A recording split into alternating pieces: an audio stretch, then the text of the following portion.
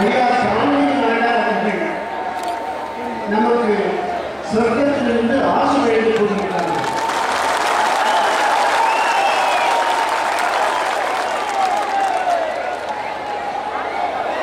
தலைமையாளர்கள் விட்டு சென்ற காரியத்தில்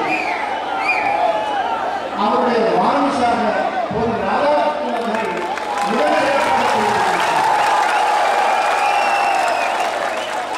எல்லாரையும் ஒருங்கிணைச்சு எல்லாரையும் கூட சேர்த்து அழைச்சிட்டு போய் எல்லாரையும் சந்திச்சு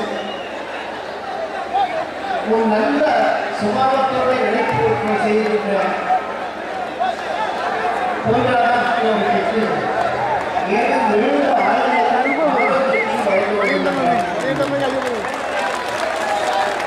என்னுடைய பார்வையில் அவருக்கு வேண்டியது நல்ல ஆலோசனை. இப்பவே ராத்திரி பதிலாக செஞ்சுட்டு இருக்காரு. இன்னைக்கு மாத்திரம் இல்லை, பொதுமக்கள் மட்டும் இல்லை, பொதுமக்களுக்கு முன்னாலே ரொம்ப தீவிரமான சிக்கல் அறிவிக்கிறதுனாலதான் இவ்வளவு பிரமாண்டமான கூட்டத்தை இந்த கூட்டத்தில் அதிகமாக வந்திருக்கிறது விலங்குகள் தான், மாணவர்கள் தான்.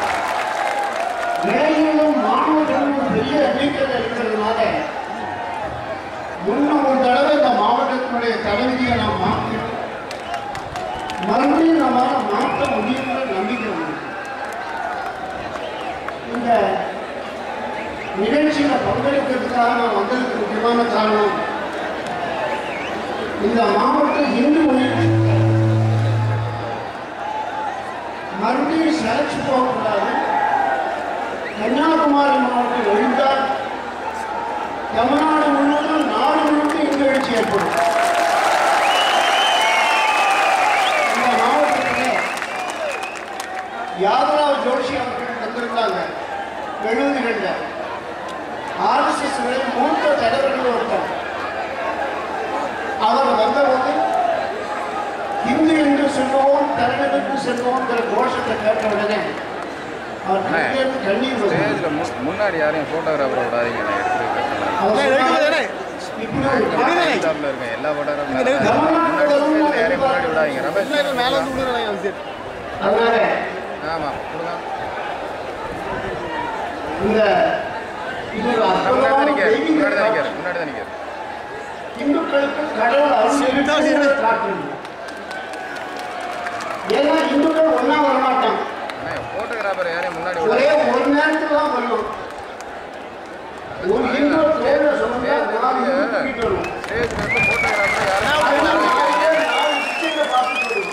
சரி, இப்போ இருக்கிற மாதிரி அப்படி ஒன்னா வரப்போறோம்.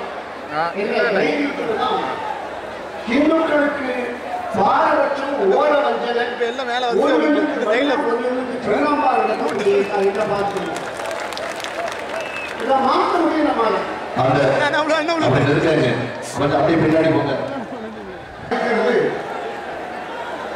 சோனியா காந்தியும் கருணாநிதியும் தான். அவர்களுக்கு மனமார்ந்த நம்பிக்கையும் பாராட்டுகளும்.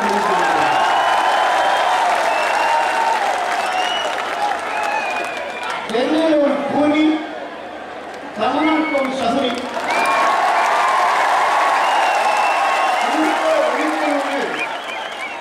அவங்களுடைய ரொம்ப தீவிரமான எண்ணம்.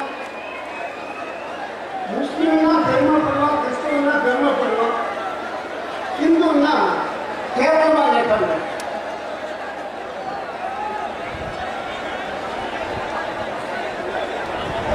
இதில் இப்போ அடுத்து நாம் செய்ய வேண்டியது தொடர் நடவடிக்கைகள் என்ன, மேல அடுத்தடுத்து என்ன செய்ய போறோம் என்பதுதான். இந்த மாவட்டத்தில் கிட்டத்தட்ட 8000-10,000 பள்ளிக்கூடங்கள் இருக்கு.